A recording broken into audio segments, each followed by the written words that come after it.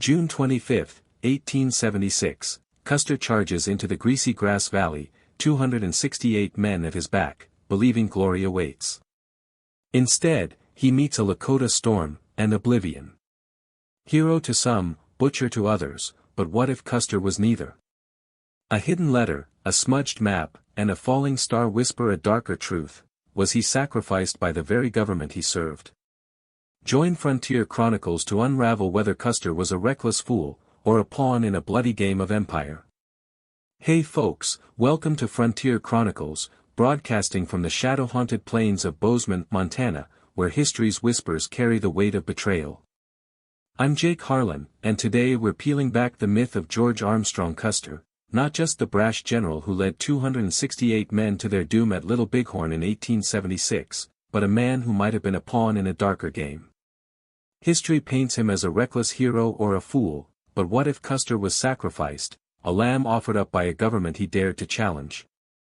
This isn't just a tale of a battle gone wrong, it's a web of ambition, corruption, and secrets that could rewrite the legend. Let's ride into the heart of Custer's world under President Ulysses S. Grant's iron grip. In 1865, Custer was America's golden son.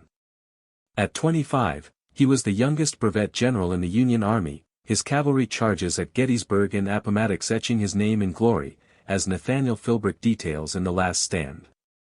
With his flowing locks, fearless swagger, and knack for headlines, he was a folk hero, adored by a public weary of Civil War bloodshed. But peace was his undoing. By 1873, under Grant's administration, Custer was demoted to lieutenant colonel, a bitter cut for a man whose fame outshone his superiors, per Robert Utley's Cavalier in Buckskin. He didn't stay quiet. Custer publicly called out corruption in the War Department, targeting Secretary William Belknap, who sold trading post contracts for kickbacks, profiting while soldiers and native tribes suffered, as D. Brown notes in Bury My Heart at Wounded Knee. His defiance made waves. In 1876, Custer testified before Congress, exposing Belknap's schemes and implicating Grant's inner circle, a bold move that turned allies into enemies, per Utley. Grant, enraged, briefly stripped Custer of his 7th Cavalry Command, only reinstating him after public outcry, per Philbrick. Custer was a paradox, too famous to crush outright, too outspoken to trust. His criticism tied to the 1868 Fort Laramie Treaty, broken by 15,000 gold prospectors flooding the Lakota's sacred Black Hills, painted him as a threat to Washington's expansionist agenda, as Brown describes. In 1875, a soldier found a half-burned letter in Custer's quarters, addressed to the Free Press, warning, "Corrupt hands steer our wars to ruin." It was buried in Army archives until 1902, per Philbrick. A Lakota scout, Red Hawk, spoke in 1878 of a vision before Little Bighorn, a golden rider falls under crossed swords, betrayed by his own. Was it a prophecy of Custer's fate? In 1876, a trader at Fort Laramie found a cryptic note in Custer's handwriting, "The truth will cost me." Was he aware of the target on his back? Why did he defy Grant? What did that letter conceal? Whose swords crossed against him?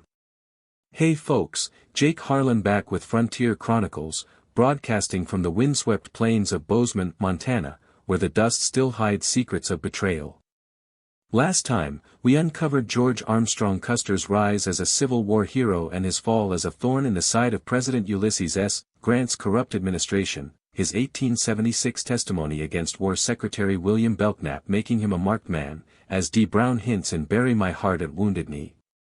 Today, we ride into the heart of Custer's fateful mission to Little Bighorn, a campaign to crush the Lakota that some historians, like Nathaniel Philbrick in The Last Stand, suggest was a trap set by his own government. Was Custer sent to restore his honor, or to be silenced forever? Let's unravel the threads of this deadly gamble. By spring 1876, Custer was a man on the edge.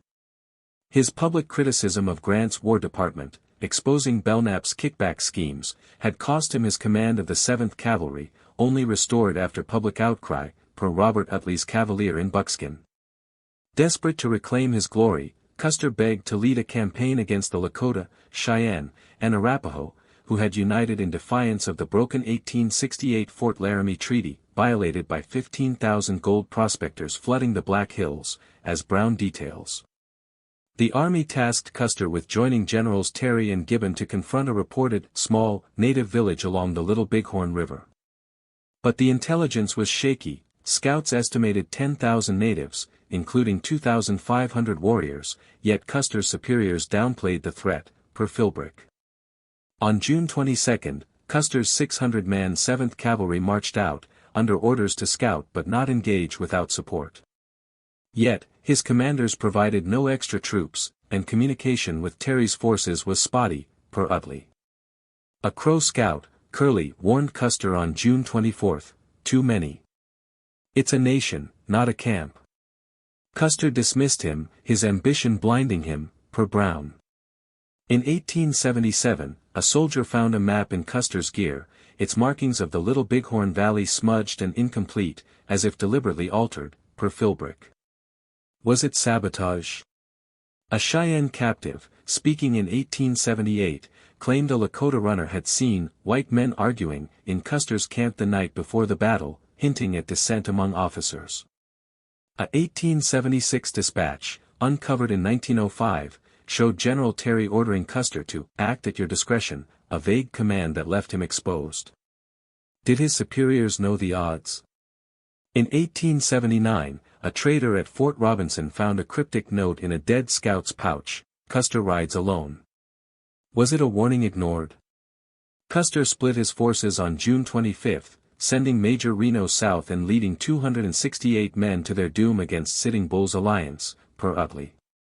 Was this reckless pride, or was Custer pushed into a corner, his lack of support a silent order to fail? Why was intelligence so poor? Who altered that map? Whose whispers set the stage for slaughter? Hey folks, Jake Harlan back with Frontier Chronicles, broadcasting from the haunting plains of Bozeman, Montana, where the echoes of Little Bighorn still linger like ghosts. Last time, we rode with George Armstrong Custer into June 1876, a man desperate to reclaim glory but possibly set up to fail, his 7th Cavalry marching into the Greasy Grass Valley with flawed intelligence and no reinforcements, as Nathaniel Philbrick details in The Last Stand. His 268 men fell to a 2,500 warrior alliance led by Sitting Bull, perhaps a trap woven by a vengeful administration, per Robert Utley's Cavalier in Buckskin. Today, we unravel the aftermath of Custer's death, how it became a rallying cry for Washington's ambitions, crushing the Lakota and paving the way for an empire's expansion. A hidden report will leave you questioning who truly won. Let's dive into the fire.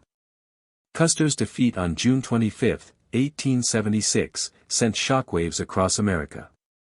The Golden Hero, once celebrated for Civil War victories, became a martyr overnight. His death splashed across newspapers from New York to San Francisco, as D. Brown notes in Bury My Heart at Wounded Knee.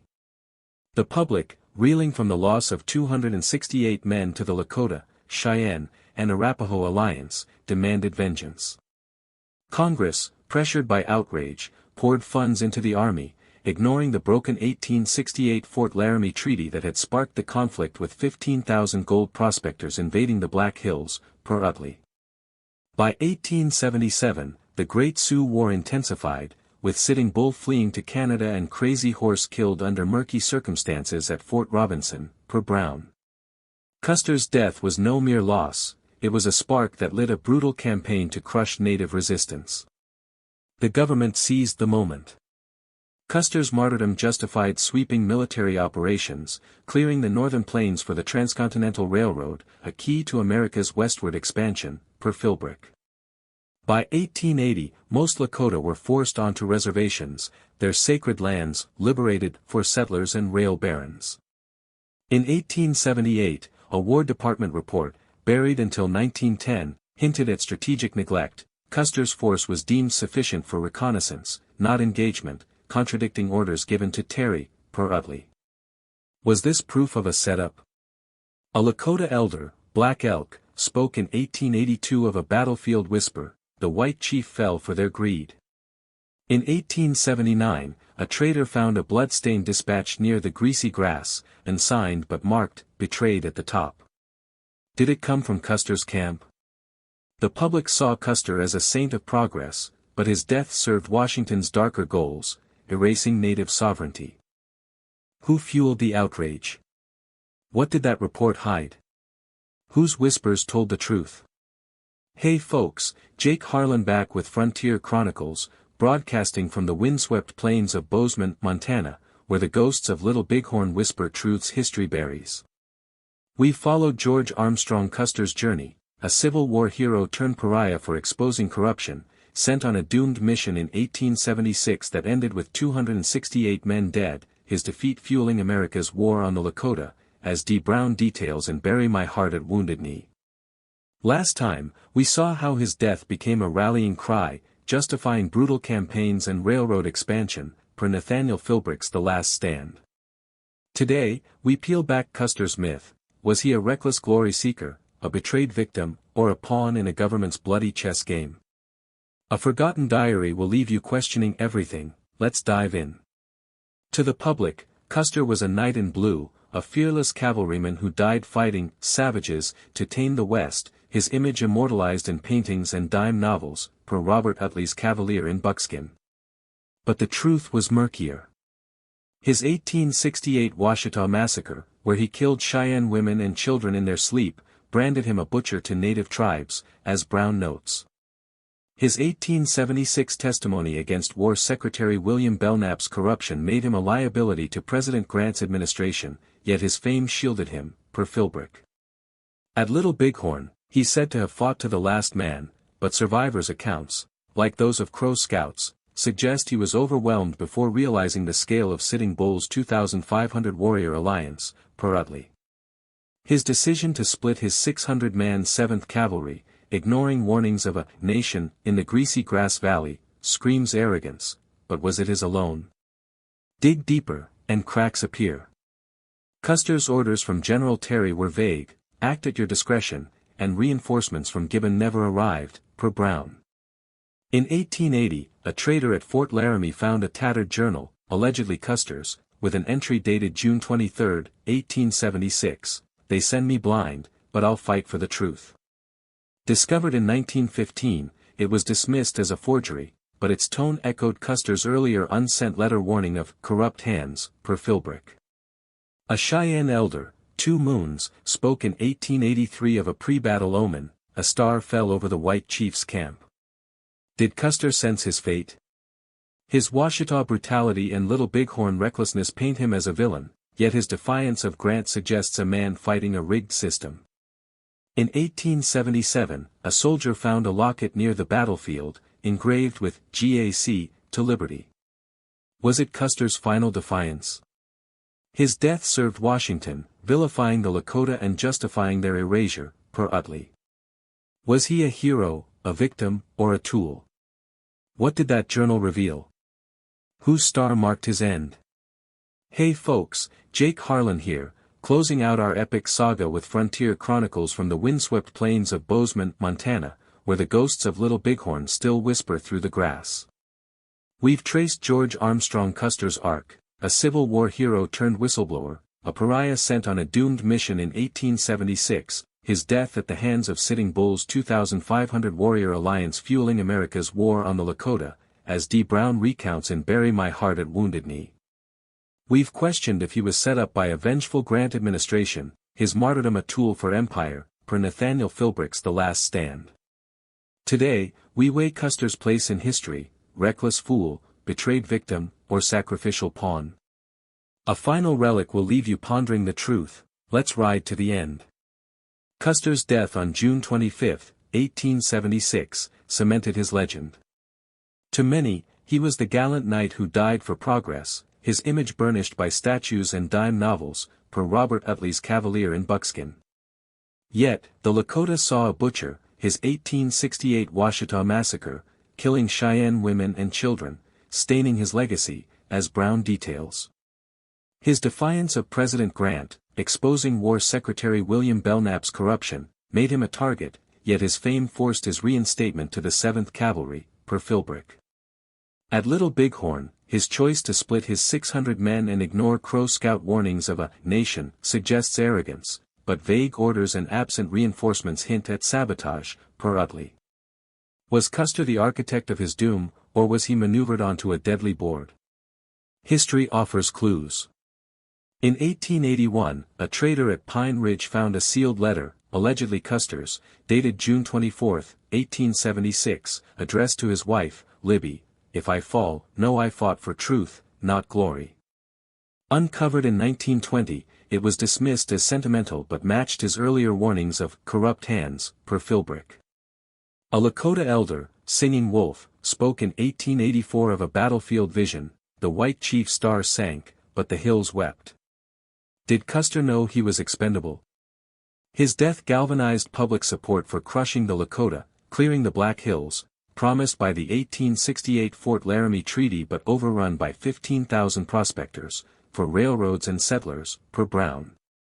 In 2003, the Little Bighorn Indian Memorial honored the Lakota's triumph, shifting focus from Custer's myth, per Philbrick.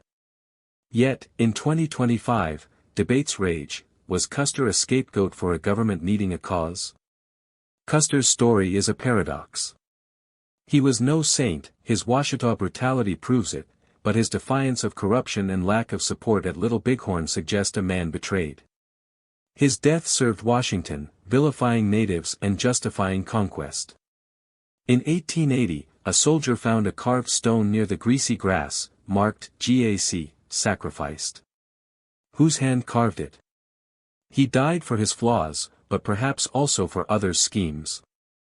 What was Custer, hero, victim, or pawn? What did that letter hold? Will history ever judge him fairly? Drop your thoughts below, hit that thumbs up, subscribe, and ring the bell for more Frontier Chronicles.